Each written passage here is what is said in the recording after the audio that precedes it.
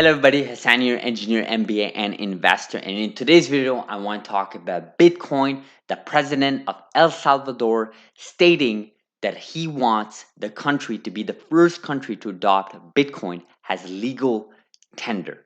Before we do that, guys, please like this video, smash that like button. It's free, it's quick, it's easy, it really helps this channel. You guys know how the YouTube algorithms work. If you haven't subscribed yet, please consider doing so, guys. Our community is growing. We want you in our community. And of course, our video gets to you fast if you subscribe and if you hit that notification bell. It's quick, it's free, it's easy, and it really helps us. So thank you very much for those who have supported us and who are supporting us as we make these videos that are free and really democratize information for all, because that's the mission of this channel. So guys, this was announced on Saturday, June 5th. Breaking news. And this is an article from CNBC, what we see on the screen. And we see that El Salvador looks to become the world's first country to adopt Bitcoin as legal tender, right?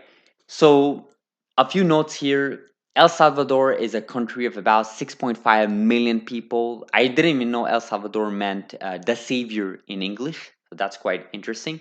But the country is obviously a well known country in South America. A lot of people know about this country. In fact, in Canada, there's quite a few immigrants from this country. Obviously, the country hasn't been in the best political shape. There are political issues, cultural issues, and obviously financial issues, not just in that country, but other countries as well, not just in South America. We know this is the case for many countries around the world. So, obviously, there have been some political tensions, some financial issues, some financial tensions, and the president here, he really goes on the public and gives the speech, and he basically states that he is looking to adopt Bitcoin as legal tender, right? So what does that mean? We'll take a look just shortly, but I just want to reemphasize here, this is a really, really big victory for all Bitcoin holders, for all cryptocurrency interests, anyone that's interested in the cryptocurrency world. Even if you're support of Dogecoin, Ethereum, it doesn't matter, guys. Don't go against another cryptocurrency project if you're for one particular project. This is all legacy media trying to prompt a crypto project against another, Bitcoin against Ethereum, Dogecoin against Bitcoin. This is all legacy media being driving this, and it's influencing many people, including people on social media platforms. So be aware, guys, be woke, be aware of what's going on here. And let's just take a look really briefly in this article here. The president, Naive, I'm not even going to pronounce his family name, I'm going to butcher it, but plans to introduce legislation that will make the world's first sovereign nation to adopt Bitcoin as legal tender. And here it says that he broadcasted his intention on a video at a Bitcoin 2021 conference in Miami. So we took a look at that video on Sunday with Jack Dorsey stating that Bitcoin is the most important project in his lifetime. And obviously, this is reaffirming this as this president of this country is stating this. And really quick note on the president here, guys, this guy is 39 years old, right? I think I saw it somewhere here. Yeah, 39 years old, and he was elected in 2019. So let's say he was about 37 years old. So he is, I would consider him a millennial, right? This guy is not old. He's not obviously young, but he's not old. And I think this is what we're going to be seeing in the future, guys. This is what we'll be seeing many people in different offices in different communities, whether you're a mayor, whether you're a government official, whether you're a senator, or even if you're a president in this case, right? I think we'll see people standing behind such projects, such technologies, because the legacy ways of doing this, the fiat currency, is just not working, guys. We gave this decades, if not centuries, right? And things are not in control. You have inflation, especially in countries like El Salvador. You have the local currency, the fiat currency, the just dropping to a point where inflation has risen so much. We saw what's going on in Venezuela. We saw what happened in Zimbabwe a decade ago, in fact.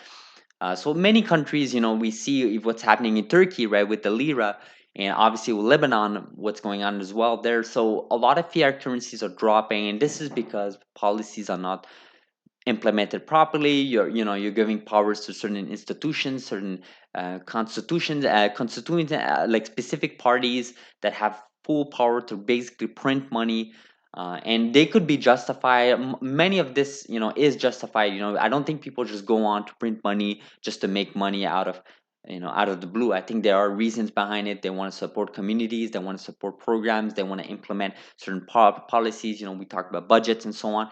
And this is not what we want to talk about in this channel, right, guys? This is not a political channel, but we do have to acknowledge that there are some realities behind the idea of adopting Bitcoin as a legal tender, right? This president here, naive, he's not just going and announcing this just to look good in the Miami 2021 conference, right? It's not just that, guys. It's because he clearly see a lot of issues in his country, and he is from the newer generation, the millennial generation, and he wants to push this country forward, right? And the way he does that is by starting, where there's a lot of attention, cryptocurrencies, in this case Bitcoin, right? And what this gives the ability of this country really is to basically buy Bitcoin and add it to their treasuries, right? Add it to their assets, right? And this is what a lot of people in the Bitcoin community, even in the crypto communities around different crypto projects, really suspected, right? That countries around the world will slowly but surely buy cryptocurrencies, in this case Bitcoin, in their assets, right? So I think we've come so far, guys. There was a point where Bitcoin and other cryptos were regarded negative, illegal in some places, and still illegal in some places. And then we were wondering, will it ever be legal? Will governments ever accept it? But this is where we are today, guys. We see a country like El Salvador really going on public, really having the president on public saying, hey, you know what? We want to make Bitcoin as a legal tender in this country. We want to adopt Bitcoin. We want to promote it. We want to buy some Bitcoin. We want to hold some Bitcoin for our communities, for our country. And this is what we will hopefully see with other nations, guys. So maybe it'll be other South American countries, maybe it'll be African countries, maybe it'll be Asian countries, maybe it'll just be North Americans, Canada, could be Mexico. We'll see. I mean, the potential is endless here, and we do believe, there will be a large adoption, right? We started as citizens, retail investors. Now we're moving slowly to institution investors, right? Organization. We saw Tesla, we saw Square, we saw MicroStrategy, and obviously a lot of work has to be done there. Many other companies have to jump in, which we suspect they will.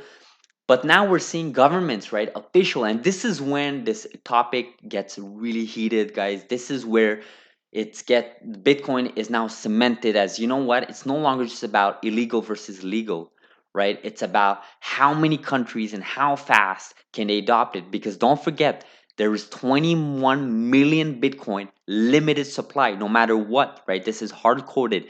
No matter what happens, 21 million Bitcoin will ever exist, and many of those Bitcoin have been lost, right? When people bought it and lost the keys to their wallets, whatever, it's been lost. So in theory, it's even less than 21 million right now in supply, right? Obviously, 21 million at the end when it's finally mined. I think that's like in a couple of decades. So just keep that in mind, guys. Demand is ever increasing, but supply is limited. So keep that in mind. Interesting news. Big victory for all Bitcoin holders. Big victory for the whole cryptocurrencies world, guys. I really am happy that this is happening. I really love how this is happening. I suspected this would happen years ago, and this is exactly how it's going. It's going, slowly but surely. You see different officials jumping into it.